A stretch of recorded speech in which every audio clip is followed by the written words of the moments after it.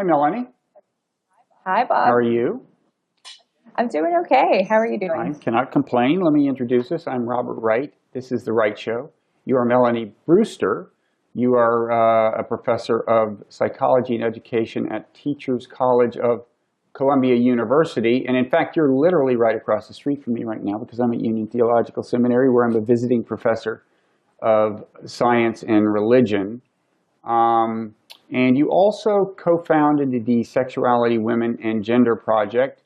But perhaps more important for our purposes today, first of all, you are an atheist. But secondly, you've edited this book, Atheists in America, published by Columbia University Press, which is a kind of compilation of kind of testimonies by atheists about the experience of being atheist in America. hmm And one recurring theme in here is the idea of coming out. That's a phrase, coming out as an atheist. And that may surprise some of us because I think in my kind of social milieu, I assume most of my friends are probably either atheist or agnostic.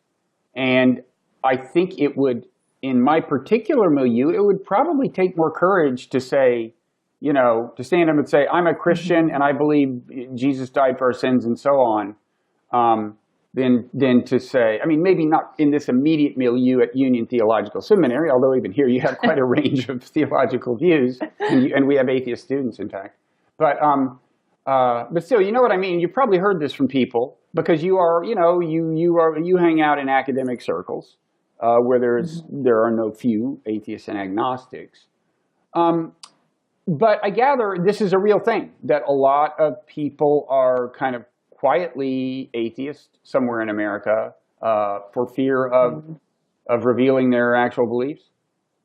Yeah, it's an interesting contrast too because I teach master's and doctoral level students at Teachers College, and I have noticed that there's a real contrast now in New York City where I think our Christian and like believing students do feel like they're a marginalized Hmm. group in academia, but that's such a stark contrast from any other place that I've taught or worked.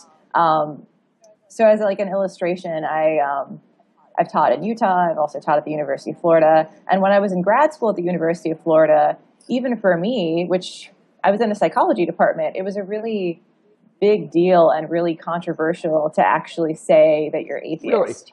in Yeah, an actual yeah. psychology department at a major university. Yeah, I mean, one of my clearest recollections is I was in a career counseling class and we were talking about something called learned happenstance theory, which essentially says like you're going to get a job or a career based on a number of events in the universe that you don't have a lot of control over. So you should kind of just let go, let God, go with the flow. Hmm. And I was having a real reaction to that as a non-believer because I'm like, what do you mean trust in the universe? Like that's not going to be helpful for me if a therapist says that. And so in that class, I came out as atheist, and a lot of people in the classroom kind of looked at me aghast, and they're like, "But you're so nice. What do you mean you're atheist?" And I think that that was a real eye opener for me because I was like, "Well, I guess it's not okay to be atheist, and atheists are perceived somehow as not friendly, not nice, more adversarial. And so because I am friendly, I'm not adversarial typically, they wouldn't recognize me as one. Hmm. And had you already, like growing up, had there been a moment where were you brought up religiously? Was it an issue with your family, or how did it play out? Um, and so my mother identified pretty strongly as United Methodist while I was growing up. And this My is where? What father, part of the country? this was in Miami, Okay. Florida. And her parents, her dad was Catholic, her mom is also Methodist. They went to church. She was pretty religious. I think that, particularly being an only child, they really felt a strong pressure to instill some sort of religious belief Hmm. on me because I think a lot of parents feel like, pass on the moral fiber. But religion never really stuck. Like I remember having pretty animated fights with both of my parents on the way home from church. I would ask them lots of questions about it. So I think within the family system, at least my immediate family, I had always been pretty outspoken as an atheist. But there was always, and I think you hear about this a lot on like the blogosphere of atheists, there's a don't tell grandma phenomenon. So I think that openness didn't persist outside of my parents themselves. Okay. My mom herself is now atheist, so I argued her out of religion. Oh, did you really? Do you feel guilty? Slightly. I feel like, especially for older adults, if you're not connected with a religious or spiritual community in some of the parts of the South, like there really isn't a lot out there for you. So I wonder how that's going to be as she gets older. It's funny. When I was in high school, this is in San Antonio, Texas, I think, identified as atheist. And I mean, now I actually would call myself more like an agnostic who's kind of spiritually inclined in some carefully defined sense. But I don't remember it being a big deal. I mean, I'm sure it varies from community to community, but San Antonio is a pretty conservative area, very military kind of influenced city. This was what would have been called middle class, maybe upper middle class, not by today's standards, but by those. But it's odd that I think I kind of almost enjoy. I mean, it was a distinctive identity. There weren't a lot of people saying that, but I kind of liked that. And but I wasn't. I didn't suffer for it socially, I don't think. I mean, here's a question: did you get a sense in all your research, including this book, of like what kind of social factors determine whether a community is going to be particularly hostile? It's kind of, big city versus small town. I'm sure it's part of the country. I mean, to some extent, it's like there's a difference between the Northeast and the Midwest and the South. But what would you say are the main things that are going to be predictors of how hard it's going to be an atheist in a neighborhood or a city or whatever? I mean, I think some of the obvious ones are definitely true. So there are people in the book that identified as LDS or Mormon, and they had a particularly hard time because when your community is so homogenous in terms of religiosity, I think that's an affront not just on people's belief systems, but also their culture, how they spend the majority of their social activities. There are also people who were more from like the Bible Belt. Again, I think church culture is so huge there that if you say you're a non-believer, people really don't know what to do with you because already they feel like they might have nothing in common with you or they're going to distrust you more. But I think what I find even in the Northeast and what people kind of report in larger, more metropolitan areas that have like more secular people is that a lot of people are out as, well, I'm not very religious or, I'm spiritual but not religious. And that's kind of a way that they avoid stigma related to being atheist. Because I think there's something much safer about saying, while I do believe in something, it's not like I don't believe in anything. That's more palpable. So I feel like a lot of people, even in New York City, don't actually say I'm atheist, like capital A atheist. I don't know if you found that too, or... Let's see, have I found that? Well, I don't know, because when people say that, I don't know whether they are covertly atheists or not. A lot of people say I'm spiritual but not religious, and I guess I've taken them at their word. So do you think it's important that atheists come out, so to speak? I mean, do you think it's kind of a problem for the atheists who are out there that more people who share their worldview aren't being candid about it? Would your life be better, for example, if there were more atheists out there saying, yes, I'm an atheist? I think there are a lot of tensions and conflicts between religious and highly spiritual folks that would be more readily addressed if there were more kind of open atheists around. Because I think that religion is given a lot of passes when it comes to stances that hurt minority groups and marginalized groups. And in some ways, if there are more people that said, hey, that I don't associate that with these beliefs, I don't identify in this way, I actually don't believe in anything, then in some ways you could band together and actually take on groups that have these discriminatory stances in a way that I think when we tiptoe around actually identifying as atheists, we're not able to do that. I don't know if that makes full sense, but Yeah. So is atheism a source of community? I mean, you ask in your in the introduction to this book, which is very informative. You ask the question: is atheism an identity in the sense that, like, being Methodist is, being Irish is? So, I mean, first of all, what's your kind of answer to that question? And relatedly, do you observe atheism being a kind of a bond among people, a source of actual community, atheists hanging out with atheists and getting something out of it? it's, I think it varies so widely depending on where you are. I think being in New York City, I have not found that to be the case, where there isn't, this active, vibrant atheist community. I mean, you have places like Ethical Culture, and there's New York City Atheists, which I think are very vocal and active and put on conferences and stuff. But for the most part, like we started off talking about, a lot of people are non-believers, so you don't necessarily need to band together. But I think that in other parts of the US, for example, when I was in grad school in Gainesville, Florida, you really did need to look hard for other people that were out. And I think when you see more churches than Starbucks in the town that you live in, you do feel like this pressure that you should believe, that you're missing out on stuff if you're not connected to a religious community. So in that way, I think having a non-believing community is quite helpful and can be really affirming for people.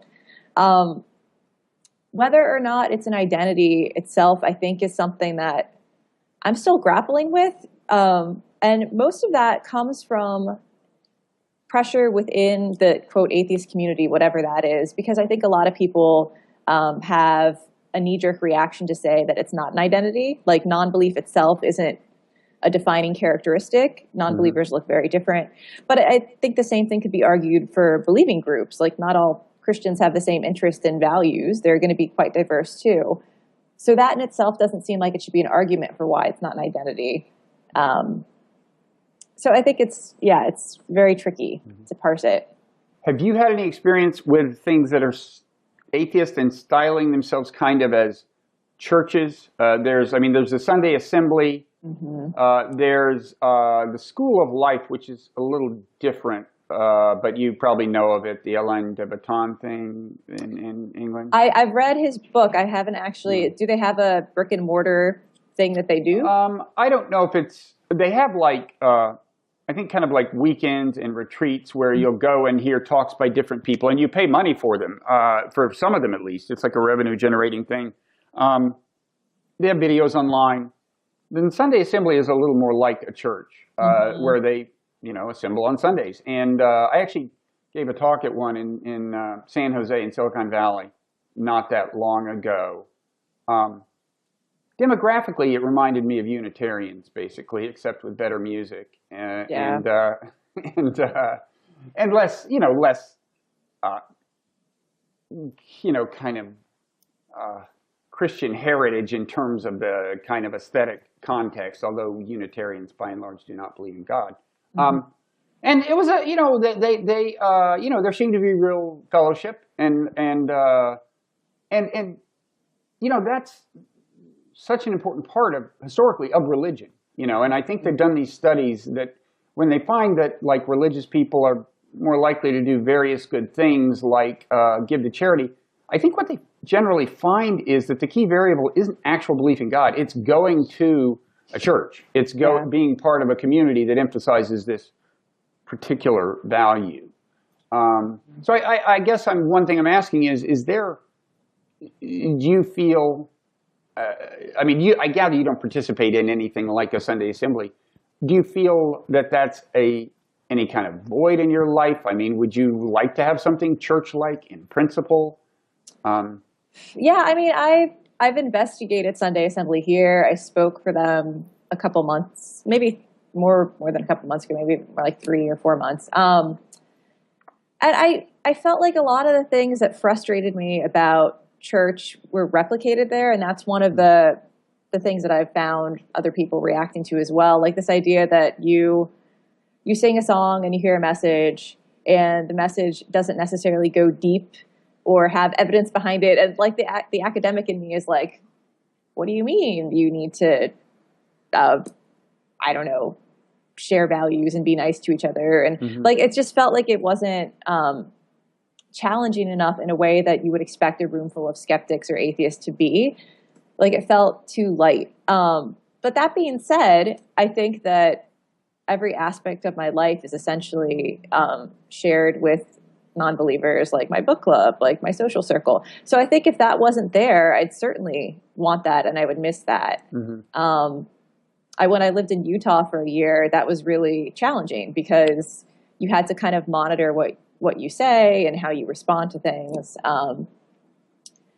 But at least from in writing Atheist America and talking to people across different parts of the country, like, these communities are very meaningful, especially to older adults.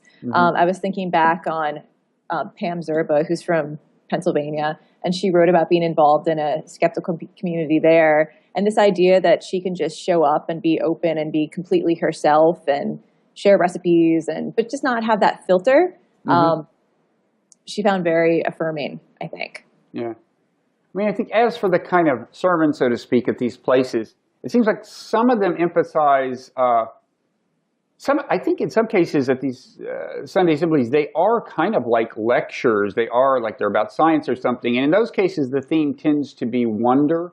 You know, that's a big word in kind of, Richard Dawkins, he gets the equivalent of religion out of the wonder of the way the universe works, the marvels of scientific discovery.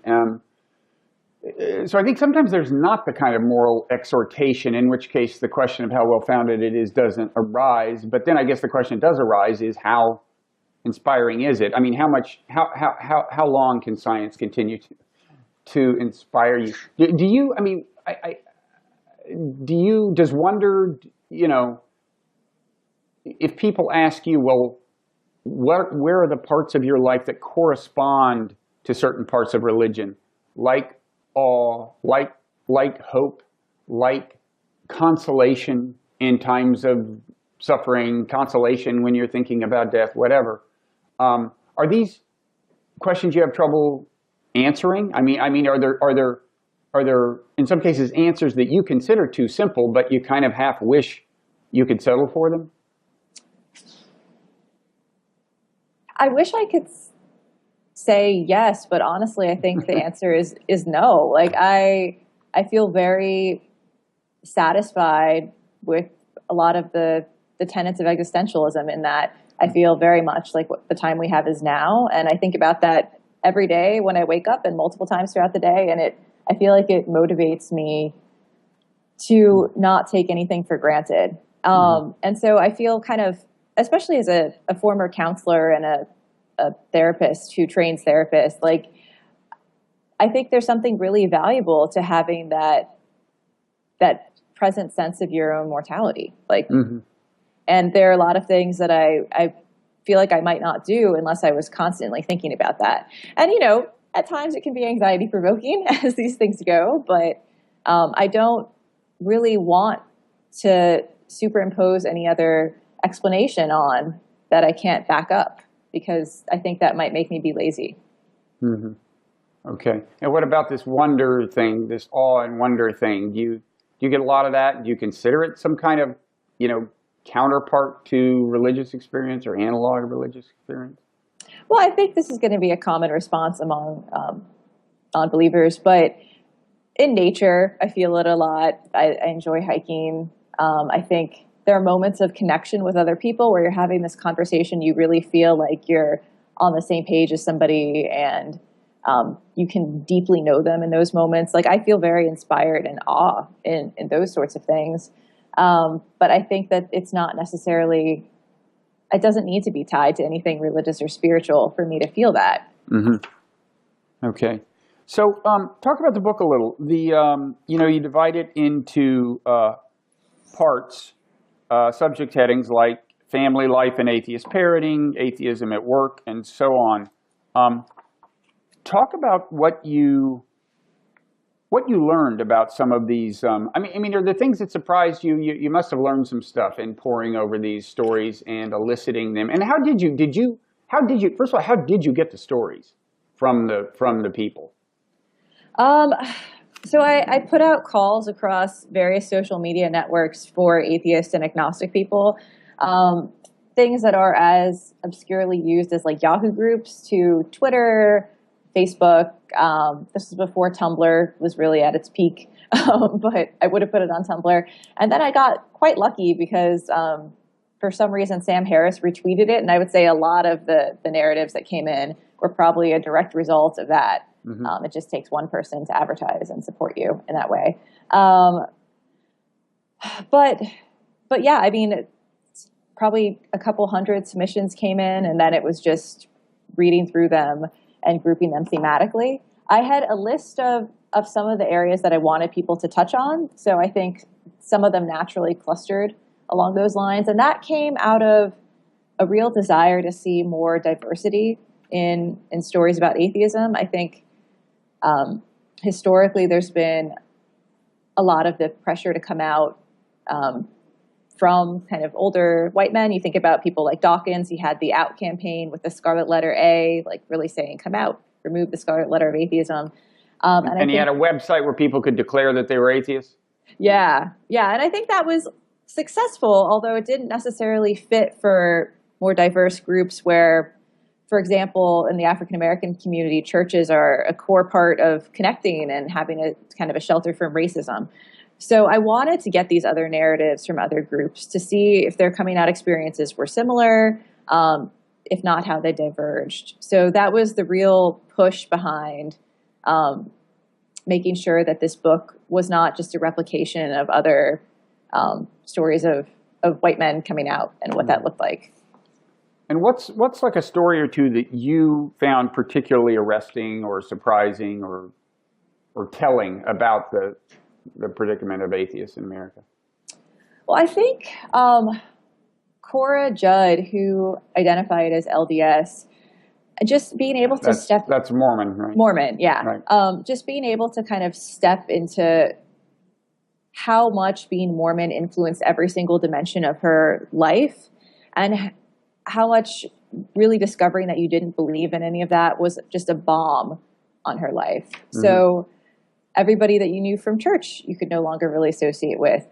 Marriages and family became much more complicated because when you identify as Mormon, you have this idea of the eternal family. And if you're not a believer, not only might your relationships in, everyday life be troubled, but they believe they're not going to see you in the afterlife, which is, of course, a huge deal.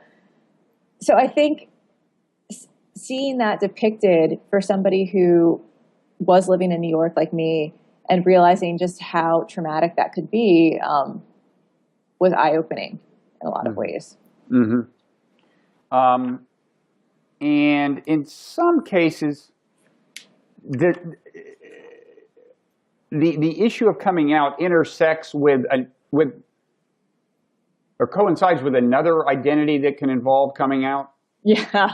Like that must get complicated. Yeah, like the double closet. When I was talking to Columbia University Press, I actually wanted to call this book The Other Closet, and they're like, no, it'd be too on the nose. That's what you called the introduction, right? I did. I was like, I'm going to sneak it in somewhere. But I think particularly for people who are members of the LGBTQ community, coming out often overlaps or intersects with that process in a really significant way. Especially when you identify as queer, and a lot of your messages of heterosexism, of non-acceptance have come from religious communities. Mm-hmm. In some ways, it goes hand in hand when you're discovering your sexuality or your gender identity, that you would start to question or doubt the institutions that have told you that you're wrong or that you're evil or that you're immoral. So I think more research really needs to be done to look into these kind of parallel paths of coming out in that way. And also familial reactions. One of my favorite reactions, I think it was Stephen, I'm blanking on his last name right now, but Stephen, who wrote an essay for this book, talks about how his family was so worried that he was going to come out as atheist when he came out as gay, because he sat them down and he's like, I need to tell you something. And they're like, okay, at least you're not atheist. And that's... Really? That was their order of preference. That was their reaction. They're like, we thought you were going to tell us you were atheist, which of course he is, and later he would. But So at least you believe you're going to hell for being gay, right? No. Do you know how liberal their religion was in this case? I think they were pretty religious, though I don't remember off the top of my head which Christian denomination they were a part of. But I'm not sure. Yeah. Huh. But that was something that I actually encountered quite a bit when I was doing counseling in Utah. I ran a lot of support groups for people who identified as LGBTQ. And they would say that they were in some ways more afraid of coming out as not LDS or not a believer as they were as coming out as gay to their family. Because at least if you come out as gay, like there's some sort of framework for it. You can still believe that your child's going to go to heaven, and they can still have some sort of commitment or ritual to honor their relationships, even if they're gay relationships, in a church. But if you come out as atheist, a lot of those frames that parents have for their children seem completely shattered. I've noticed with parents who have gay kids, there can be a dynamic where parents who were formerly very conservative on social issues become liberal by virtue of identifying with their child. I mean, I actually know of people whose politics have just been transformed across the board by this. I mean, they are now liberal Democrats, so far as I can tell, because they had a gay son.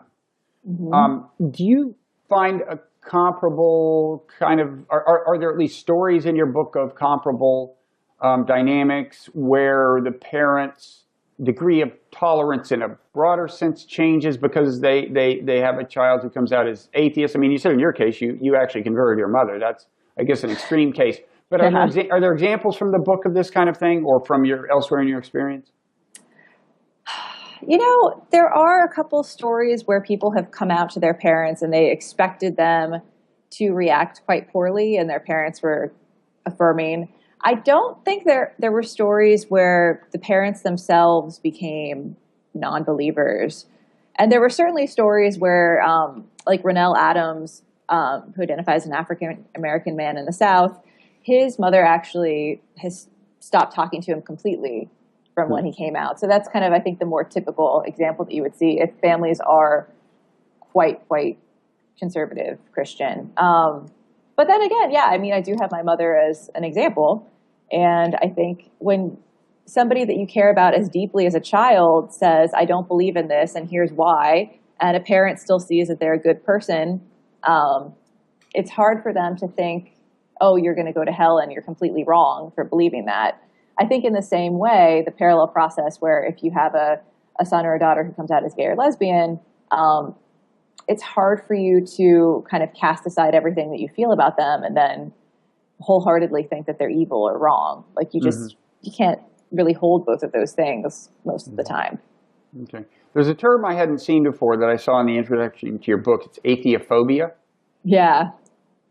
Is that commonly used in kind of the atheist community? No, you're trying to give it legs. Well, it was the first kind of word that I had seen that captured a parallel to homophobia, and it was coined by Robert Nash. And so I'm like, well, maybe since somebody has already written about this, I should use it. But it's not really something that's stuck, I think, because it sounds like arachnophobia, and it's just such a clunky word. Yeah. But largely.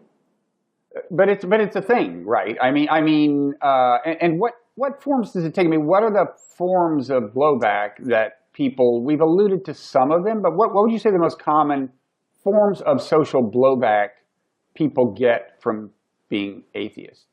Well, I mean, a project that I'm doing now that's in Revise and Resubmit for the millionth time is on atheist discrimination and different dimensions of it. And I think that it takes a few different forms, but typically it's kind of this more subtle social exclusion, social isolation, feeling like people are talking about you or don't trust you.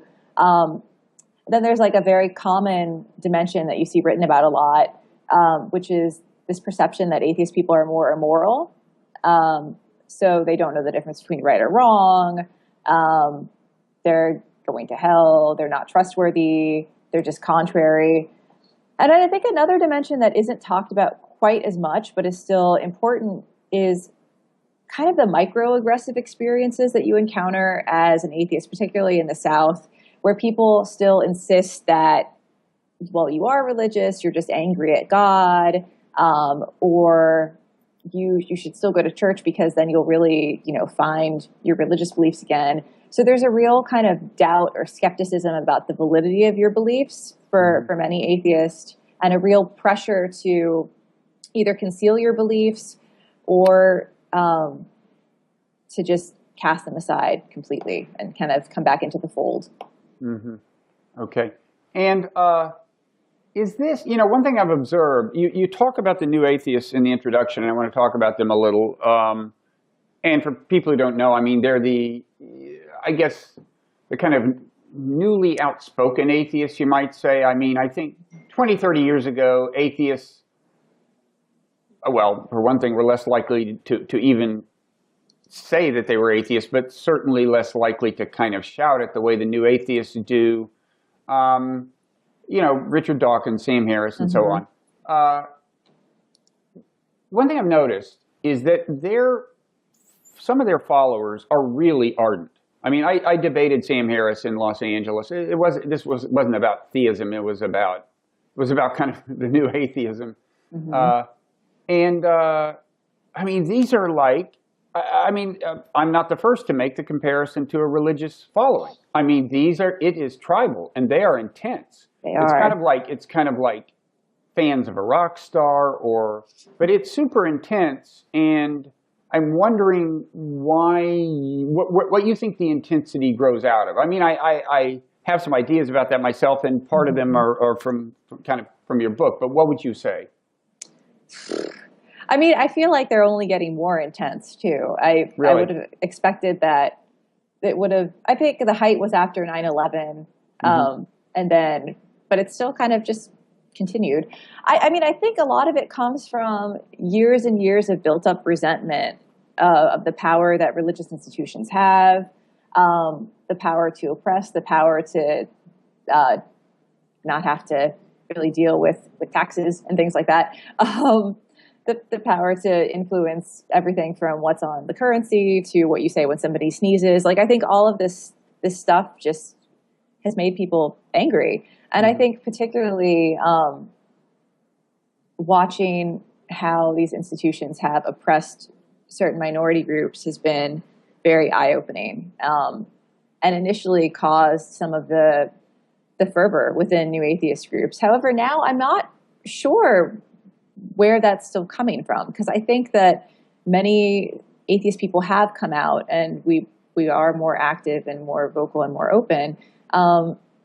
So why there's still so much like anger and hatred and need to really prove that you're the most atheist? I don't know where that's coming from at this point. Yeah, it's interesting. Somebody who was associated with what was then the Richard Dawkins Foundation, I think that's now merging with something else, but CFI. With the Center for Inquiry. But somebody in Los Angeles who was maybe running it, but told me that a lot of it comes from people who think they were damaged by religious upbringing. Like they had, I guess, particularly intense parents or whatever, but people who feel, and I wouldn't have guessed that, but that's what he said. I mean, even that doesn't, well, I guess maybe that could explain why it would persist, but it is a real phenomenon. Now, you, in discussing the new atheists, I guess you might say, seem to be agnostic on the new atheists, or at least that's kind of the stance you take in the book. Do you think, or do you hear from other people that there's a danger that the kind of confrontational attitude of the new atheists actually increases atheophobia rather than the other way around?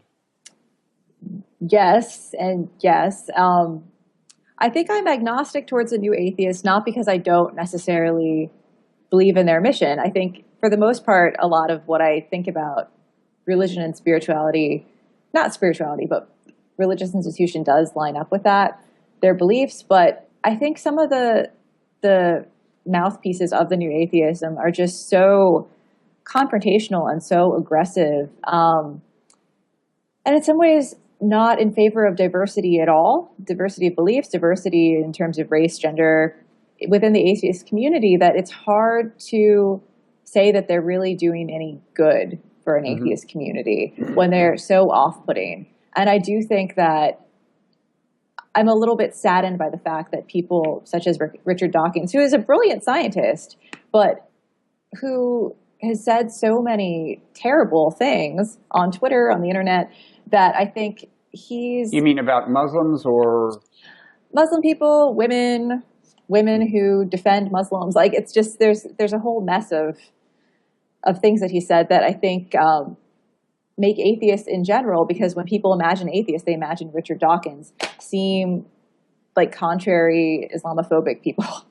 And we're not, I think for the most part, we're not, but that's what people imagine.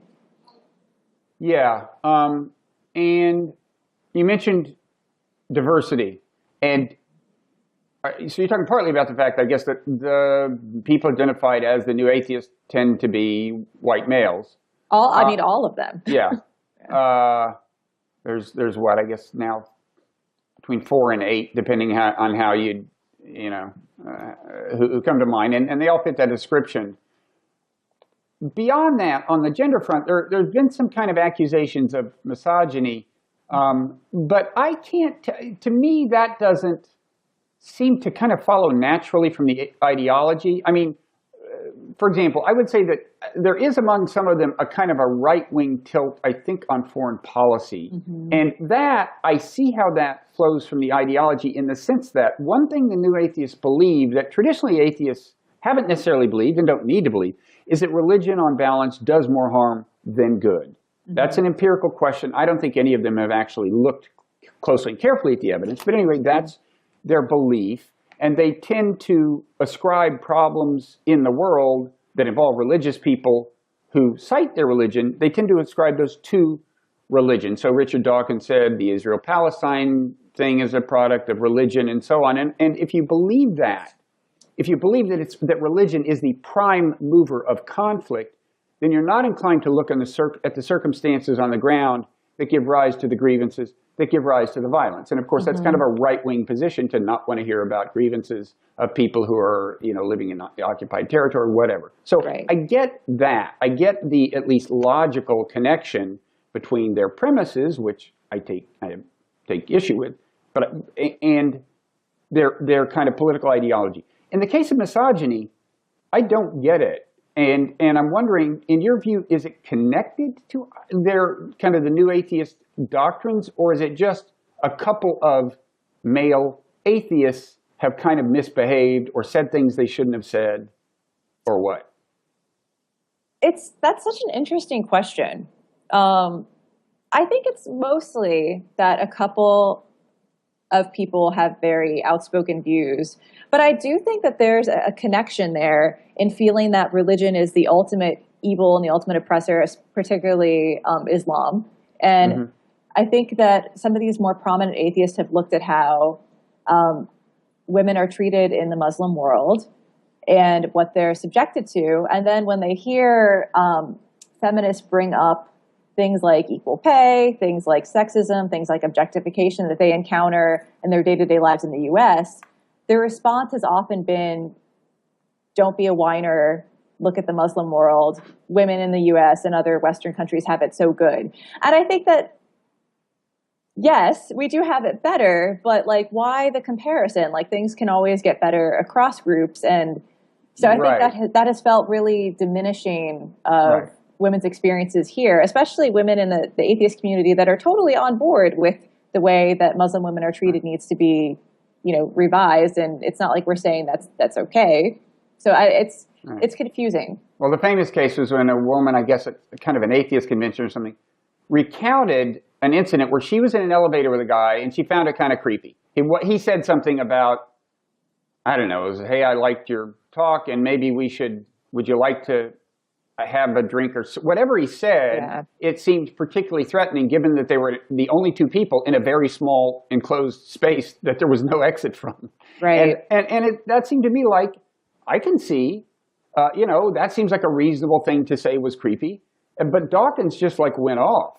Like, I mean, it just like berated her for not spending all of her time thinking about oppressed Muslim women. I mean, we're like as if Richard Dawkins doesn't complain about things he sees as unpleasant or in some sense oppressive. But anyway, that was a famous example there. Yeah. And I guess that kind of typifies what you're talking about. And then there have been other anecdotal things. But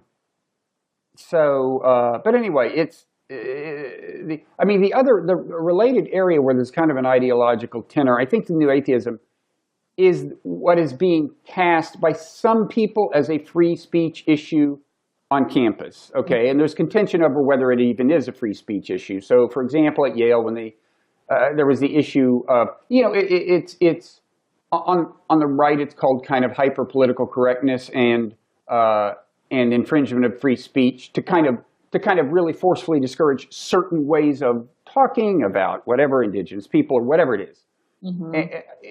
My sense is that the new atheists kind of line up on what's identified as the conservative side of that to the extent that is that your impression, or am I imagining that? That is my impression too. And I think some of that has been in reaction to critiques of feminists and people of color for some of the things the new atheists have said. Like Dawkins himself has said that he feels muzzled by people that are so politically correct. But in terms of where campus goes, the things that new atheists have tended to say is that, when you say that students should have to filter how they engage with each other on campus, or administrators say you can't have racist parties where people dress up like Africans and zebras, that's filtering people's ability to have free speech, and like we shouldn't do that under any circumstances. But I think what they're losing that position is a whole mess of psychological research and evidence that shows that when you are in a microaggressive culture and you are experiencing other people negating your culture, kind of poo-pooing your identity and core aspects of yourself, that is linked to psychological distress. So when they're like, no, it doesn't matter, just don't go to those parties if you don't like them. If you even see that there is a party that is where you dress up like tribal members, or it's going to be an affront to you if you identify as an indigenous person, or it's just they're ignoring evidence. And as skeptics, they shouldn't ignore evidence that these things are real. And there may be students who come to college and genuinely don't realize that they may offend someone if they dress up in a certain way. And the Yale memo that started that particular controversy, was to some extent just a reminder for students who maybe had never known a Native American that, if you just kind of dress up as a Native American, like that, and I can well imagine that even at Yale, there would be some students, 18-year-olds come in from, somewhere and just haven't thought about it. Yeah. So anyway, that was that. There's something you've written about in your view, atheists are understudied in various ways, including in your own discipline of psychology. Right? Is that so? You actually did research, I think, right, and documented this. What did you find? The take-home message was this was a content analysis of research across all social science disciplines. I looked at it from the year 2000 to 2012, and there were 100 empirical articles that were entirely focused on atheism, that the topic was atheism, or included a large enough sample that you could say something substantive about atheist people. And for me, when you think about psychology, when you think about the fact that probably 7 to 15% of the population is atheist, that's really scary, because how do we know how to work with atheist clients when they come into counseling? How do we talk about bereavement and rituals around like changes in life and developmental stages if we don't actually understand the specific experiences of atheist people? And it's really confusing to me why that persists. I think now there's a stronghold of a few largely atheists themselves, psychological researchers that are starting to remedy this, but I feel like it's going to take a lot of undoing to counter how little research there is. Mm-hmm. I guess, I mean, I can imagine one thing psychologists might say is that, I mean, I think one thing it shows that there's just a lot more study of religious psychology, right, than of atheist psychology. Yeah. And so I assume, perhaps wrongly, that psychologists tend to be closer to the agnostic, or academic psychologists tend to be closer to the agnostic atheist end of the spectrum. So to them, the strange thing is religious belief. That's kind of the exotic thing that is awaiting investigation. You know, in other words, to them, not believing in God is not the surprising thing. That doesn't need any explanation or illumination. Is that? Do people ever say this, or does that not make sense to you? It makes sense, but that doesn't explain why so many psychologists then look at how religious beliefs and spiritual beliefs relate to things like self-esteem and well-being and psychological distress, because I don't know why they wouldn't be curious about how their own non-belief is related to those things too.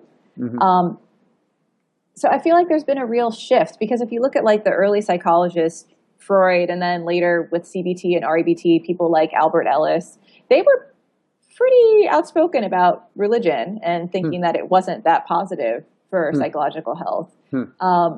But then I think when you see the rise of people like, oh my gosh, I'm forgetting his name, Alan Bergen, I believe, who did work on how religiosity is a predictor of mental health, and then hundreds and hundreds of studies that supported this trend. I think largely because when you're religious, you have a community for the most part, like we were talking about earlier. I think it then became taboo to challenge that and to say, well, what about non-believers? Can't they have mental health too? So it became this unspoken understanding that more religious equals more psychologically healthy, that was a core dimension of well-being in a way that I think is being troubled finally, but hasn't been for a long time. Okay. All right. Well, thank you for taking the time. Anything else you want to say about the book, or how or reactions to it you're getting, or anything at all? I think it's friendly enough to give to your religious uncle. Like, no, it is. I mean, it has a couple of virtues. It's the stories told by people, which goes down a lot more easily than, say, the contents of a typical academic book.